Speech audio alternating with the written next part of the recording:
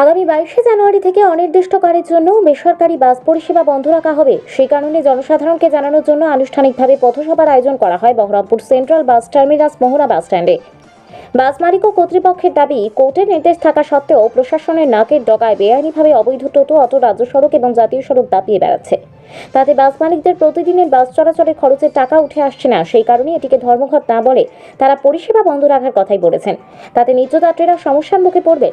প্রতিটি বাস মালিককে রুটের জন্য খরচ, টোল ট্যাক্স, ইন্স্যুরেন্স ইত্যাদি খরচ দিয়ে বাস চালাতে হয়।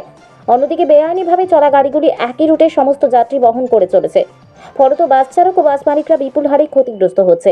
বর্তমানে বাড়ির থেকে খরচ করে বাস পরিষেবা দিতে চাইছে না বাস মালিকরা, তাই আগামী দিনে এই ধর্মঘটের রাস্তা বেছে নিয়েছে। আমাদের পথসভা মূলত 22 তারিখ থেকে আমরা অপারগতার কারণে যাত্রী পরিষেবা আমরা চালাতে পারছি না। সেটা জনগণকে জ্ঞাত করা, প্রশাসনের কাছে বার্তা দেওয়া। বাস তো আর হুট করে বন্ধ করে দেওয়া যায় না। সেই জন্য একটা প্রচারের মধ্যে দিয়ে জনগণের সচেতনতা সাহায্য চাওয়ার জন্যে আমরা আজকে এই পথসভা করেছি। আমাদের প্রচুর সমস্যার কথা বলতে গেলে এত অল্প সময়ের মধ্যে হবে না। তথাপিও জেলা প্রশাসনের কাছে বারবার আমরা বিভিন্ন সময় বলছি, সেটা হচ্ছে এই টোটো, অটো, মারুতি ভ্যান, এই যে বেআইনি গাড়ি, ফ্র্যাঞ্চাইজি স্টেট ব্যবস্থা কোনো কাগজপত্র ছাড়া চলছে। টোল ট্যাক্সে যেভাবে আমি বাইপাস ব্যবহার করছি না, বহরমপুর বাইপাস, অথচ আমাকে টোল ট্যাক্স দিতে হবে।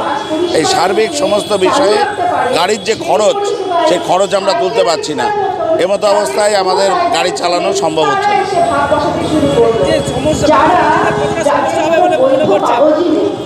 জনগণের সমস্যা হবে কিনা জানি না, কারণ এখানে একটা প্যারালাল পরিবহন তৈরি হয়ে গেছে। আমার জেলা প্রশাসনের বদান্যতায় তারা কিছুই করছে না, বেআইনি গাড়িগুলোর বিরুদ্ধে কোনো ব্যবস্থা করছে না।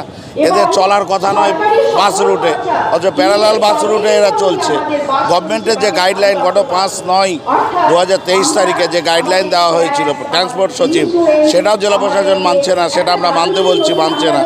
এমতো অবস্থায় বাস একই পরিবহন যদি একই রাস্তার উপরে সবাই চলাচল শুরু করে, গভর্নমেন্টের একটা নিজস্ব চিন্তাভাবনা, ইনফ্রাস্ট্রাকচার তৈরি করা উচিত। তো সেই জন্যে যাত্রীদের আগামী দিনে তো আরও সমস্যা হবে এই বেসরকারি বাস পরিষেবা যদি একবারে বন্ধ হয়ে যায়।